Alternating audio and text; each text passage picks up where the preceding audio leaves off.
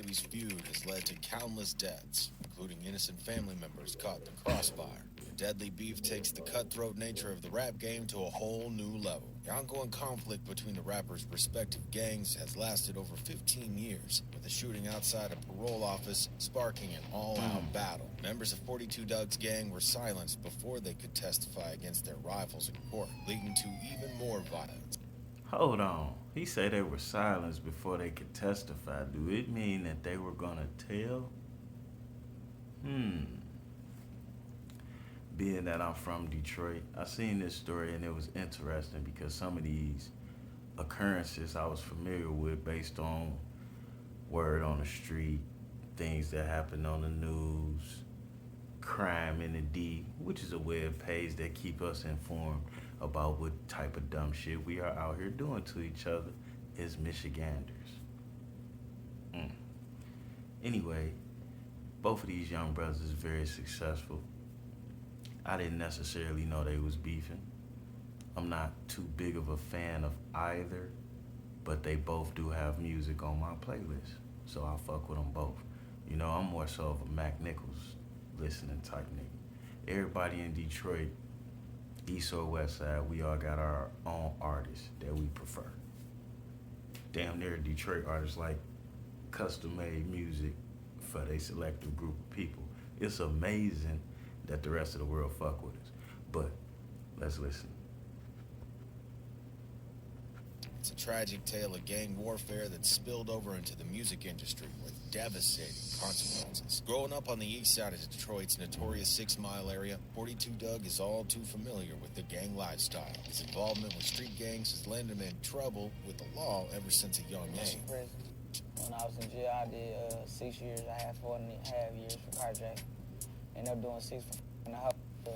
While rumors with his gang affiliation have swirled, he's known to have connections to the 6 Mile 42 Hustle Boys, a subset of the Crips. At a young age of only 15, Dugg was already entrenched in street life. Eventually, he got caught and sentenced to 4 years in prison for carjacking and felony firearms possessions. That was back in 2010. Unfortunately, trouble didn't stop there for 42 Dugg. An altercation with an inmate during his prison stint added another 2 years to his sentence, turning his 4-year bid into a 6-year ordeal. However, this setback ultimately had a positive effect on his life. I'm not going with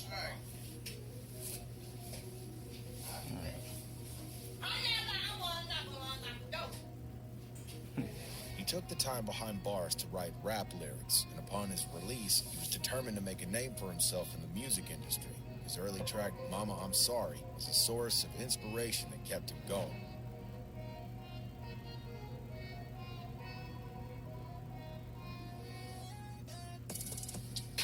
His hard It's just something. It's just something that stood out to me. Detroit is a very independent rap city. Like it's a whole lot of rappers here. Most of them are independent. But what just caught my attention is, and this ain't just a Detroit thing, but whenever it's one rapper beefing, whenever it's a rapper in the city, and he's beefing with another rapper, and both of their collective crews have been putting in work. You ever notice how both of them always seem to get signed? The only time the other artist didn't get signed was Dirk and Dugg. But outside of them other cases, everybody else got signed. And it kind of makes me wonder, like, are they signing these guys to make money off their beef? And then this Blood and Crip thing in Detroit, it's still very new to me. It's still very weird to hear it. You know what I'm saying? It didn't always roll or exist like that. So I am a little taken aback by some of this. Not that I didn't see Bloods and Crips, but it would be like a subset of something else. And mainly it came from where they cocaine was coming from. But we gonna leave that alone.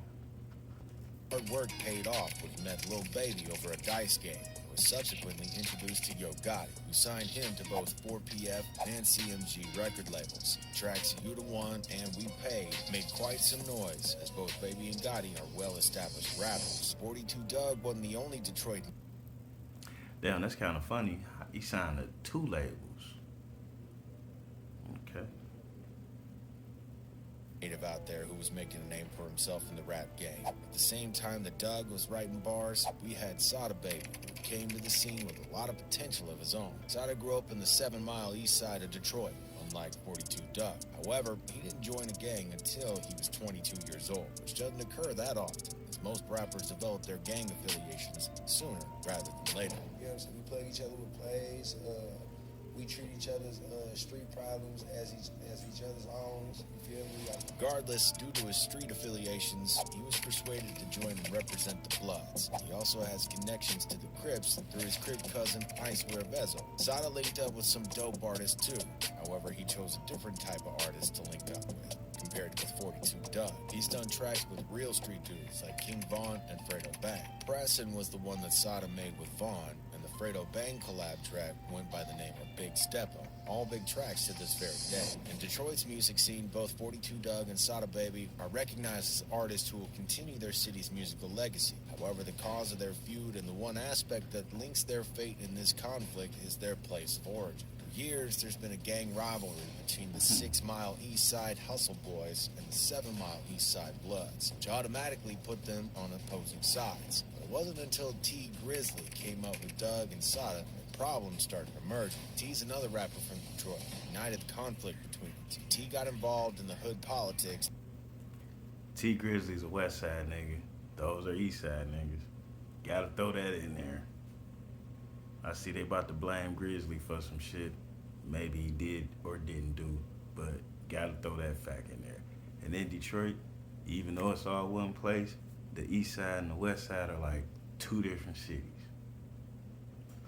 Despite being a part of the streets himself, many believe that he should have known better, that this was a big mistake. However, it's also believed that T was in it for the moolah, and didn't really care about the drama that would follow. Ultimately, his interest was building his brand and providing for those who were close to him. That's no different from what other hustlers, like Young Dolph, did. It's a matter of creating something out of nothing, and nobody can judge him for that. Grizzly collaborated with 42 Twins on a song called Secrecy. And after that, Grizzly signed Sada Baby to his record label, which sparked conflict between Sada and the 42 gang due to affiliating with both sides. Niggas be speaking so much indirect on this shit. I'm just keep this shit 100, dog. When you with it, bro, it don't matter what level you on. None of that. This not about no rap or no fame, bro. This be real, bro. I got then died, prison, and died over this shit. This led to a heated exchange between 42 Twins and Grizzly, each calling each other out. The situation escalated to the point where death threats were being exchanged between the two, laying the groundwork for the conflict to spill over into the careers of Sada Baby and 42 Dugg. Also, shots fired into an SUV, killing the manager and family member of a popular Detroit rapper. The partnership between Tee Grizzley and Sada Baby dissolved after Sada's aunt, who was their mutual manager, became involved in the ongoing street feud with one of Sada's opponents, resulting in her becoming a victim. However, Tee continued to maneuver the feud by maintaining his connection with the 42 Dugg and even released a track called MWBL. From Sada's point of view, this was pure treachery, and even after being dropped from Grizzly's label, the feud with 42 continued on. This became evident after a party in Detroit where 42 Dugg and his gang performed a diss track on stage while Sada was present to perform as well. The whole thing did not go by unnoticed. The whole 42 performing this on stage at Tee Grizzly birthday bash is a moment in Detroit history. Many believe that the tensions would escalate into violence, but fortunately things did not erupt into physical altercations. However, this incident added more fuel to the already burning fire when rumors surfaced that 42 Dugg was involved in the robbery that led to Sada Baby losing his chain and other belongings, along with his own gun. Sada further exposed this rumor when he was publicly stating on Instagram that he does not associate with Cleveland rapper Doughboy. Doughboy's a rapper from Cleveland, Ohio, who kicked things off in rap as early as 2012 with his mixtape Boys in the Hood. Later, he made a name for himself and signed to Future's record label Free Bands. Even though Doughboy doesn't represent the same block or city, he became entangled himself in the All this money, these niggas got to have death wishes to just be flat out ignorant. I don't get it. I don't get it. But we gonna talk about that at the end. between Dugg and Sada, became a target on Sada's scope. Doughboy responded to confronting Sada Baby in a video, urging him to reveal the truth about the robbery incident. When we linked up, when I saw you that day, what happened? Why you don't like me? What happened? Tell the people why you don't like me. I been quiet this whole time. It's been so long. I ain't said. Sada, on the other hand, continued to take jabs at both 42 Dugg and Doughboy, alleging that their claims were also fabricated for attention. However, Doughboy eventually disclosed what actually happened in the streets. If you let fans provoke you to keep speaking on you should have been left alone, then you were goofy. After Doughboy publicly acknowledged Sada Baby being robbed, 42 Dugg wasted no time and responded and laughing at the alleged truth being exposed. Sada, on the other hand, remained consistent in sticking with his own story. He claimed it was all clout chasing. Despite the loss of Tee Grizzley's aunt, the tension between the two rappers only escalated due to their pride and ego, especially since they both represented Detroit. I was cool at the fact that he had let me hear his album before he came out. So I get if he was gonna. Sada continued to disrespect Dugg, even hinting at him being a poor performer in an interview after the release of Big Sean's Friday Night Cypher track. They 420, man, we born healthy blood.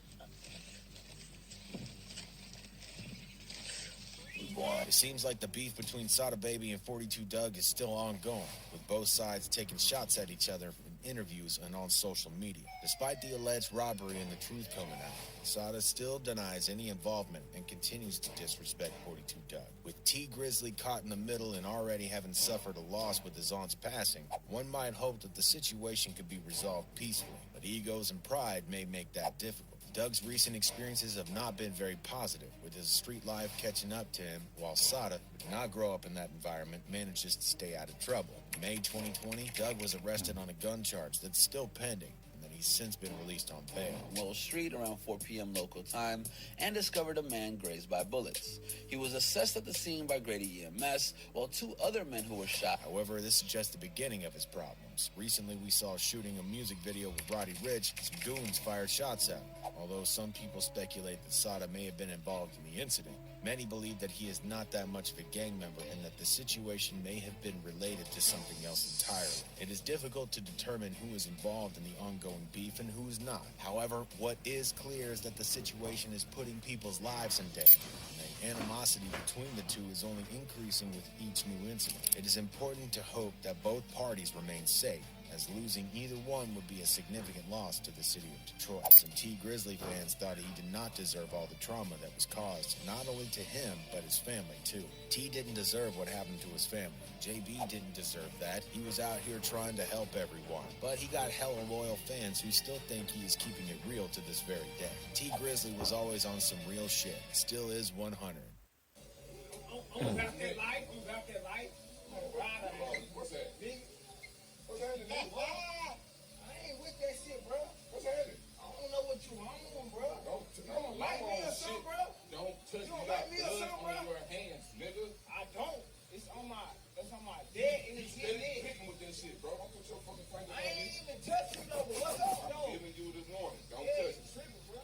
Yeah, I'm tripping like a motherfucker. I ain't on that shit. Yeah, you turn around. I'm with the shit. It's gonna be a problem, nigga. I'm with the shit, too. I'm with the shit.